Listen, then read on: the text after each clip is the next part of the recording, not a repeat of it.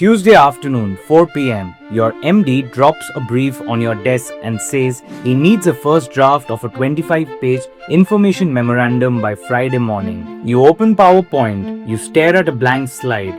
45 minutes later, you have typed exactly nothing. If you have worked in corporate finance for any amount of time, you know exactly what that moment feels like. That paralysis, that gap between what you know needs to be done and the complete inability to start doing it. Hi, I'm Supratik Mukherjee, a CFA charter holder, a certified FRM, and an MBA from the Frankfurt School of Finance and Management.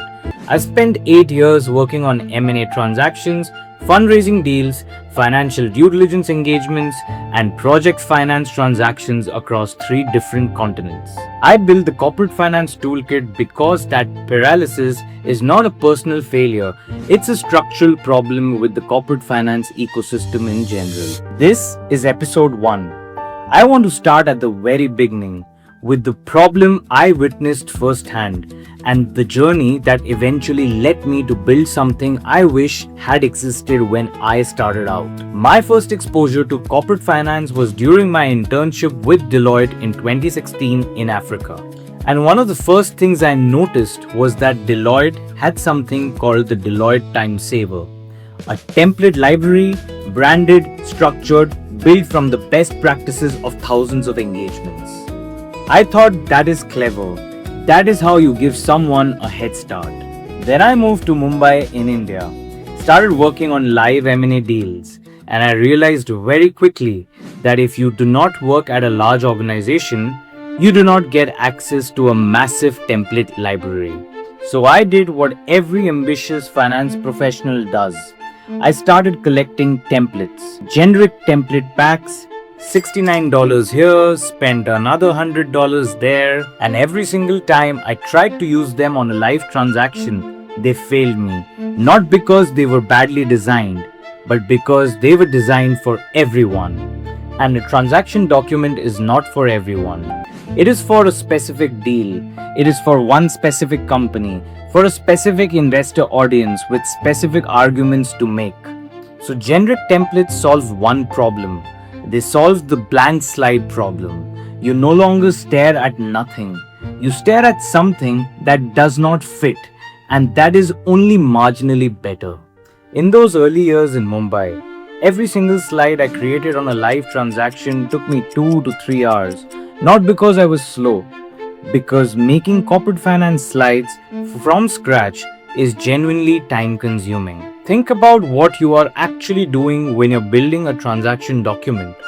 You're taking unstructured data from a client who has a limited idea of what you would like to present to an investor. You're transforming that into structured numbers in Excel, and then you are taking those numbers and building a narrative in PowerPoint that needs to convince a sophisticated institutional investor to commit real capital. These are completely different problems chained together, and if any link in that chain breaks, the whole document fails. Here is the thing nobody tells you when you get into finance. Your MBA teaches you how to analyze businesses. Your CFA teaches you how to value them. Your FRM teaches you how to measure risk. But not many courses teach you how to actually build corporate finance transaction documents. There are not many programs that teach you how to open a document with an argument that folds all the way through every section. There aren't many courses out there that teach you the visual language of institutional grade transaction documents. Those skills you learn by working alongside people who already have them, by sitting next to a senior associate for 3 years and absorbing how they think, by getting redlined on 50 drafts until the standard becomes instinctive. That training model worked because it required time, patience, and senior professionals willing to teach. And all 3 of those things are becoming increasingly rare. Over the years, as I moved from Mumbai to Frankfurt, from boutique advisory to multinational advisory firms, I started getting access to a different class of transaction documents. Working alongside transactions where JP Morgan was the investment banker, where Goldman Sachs was advising the seller, and where Lazard was running the process. I got to see what institutional grade actually looks like from the inside, not from a case study, not from a textbook, from live deal documents on live transaction where real capital was at stake.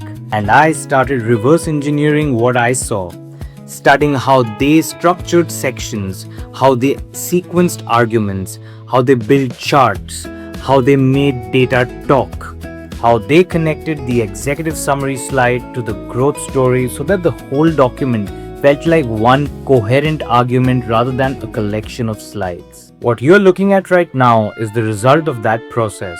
148 slides, each one handmade, each one built to the standard I spent years learning to recognize. This is not a generic template pack, but I will come back to exactly what it is in a moment. Then AI arrived and I did what everyone did. I tried to use it. I tried Claude for PowerPoint. It produced slides that looked like they were made by someone who had heard a description of a slide but never actually seen one. I tried ChatGPT, didn't quite get there.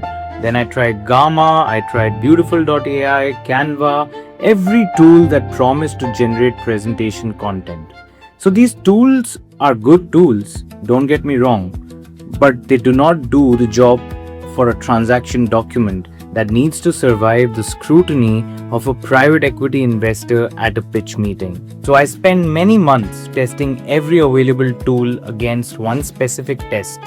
Can you produce an editable institutional grade slide that I would not be embarrassed to put in front of my managing director?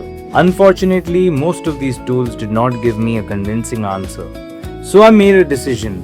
If the tools cannot build it, I will build it myself, by hand, slide by slide. From everything I had learned and absorbed and reverse engineered over 7 years of burning the midnight oil across 3 continents. So I took 4 fictitious companies across technology, data center, industrials, and AI to protect confidentiality and create diversity. And I started building 148 slides across 15 sections, each one handmade, each one connected to an Excel databook, each one meeting the standards I had spent years learning to recognize. Here's the thing. When I started building those 148 slides, it was never my intention to create an AI architecture. I was building a template pack, a better version of the Deloitte time saver, but specifically for corporate finance transactions working at institutional quality. That was the plan. What it became was something else entirely, and I will tell you that story across the next 15 episodes. But it started here, with a blank slide, with a deadline, with the realization that the tools that existed were not good enough, and with the decision to build something that was. So if you are watching this and you have ever stared at a blank slide and felt that paralysis, you are in the right place. If you are a first-year analyst trying to figure out how senior people think about transaction documents, you are in the right place. If you are an experienced professional who knows the pain of building these documents from scratch and is wondering whether AI can actually help in a meaningful way, you are in the right place. The Corporate Finance Toolkit is not a collection of pretty slides. It's a system built from real transactions, encoded with practitioner intelligence, and designed to give you, on day one, the kind of clarity and foresight that used to take years to develop. In episode 2, I'm going to talk about something that I think about every single day. How the game has completely changed. Not in a vague AI is coming kind of a way, rather in a very specific way that will impact your career and your value as a professional. So stay tuned, and I will see you in the second episode.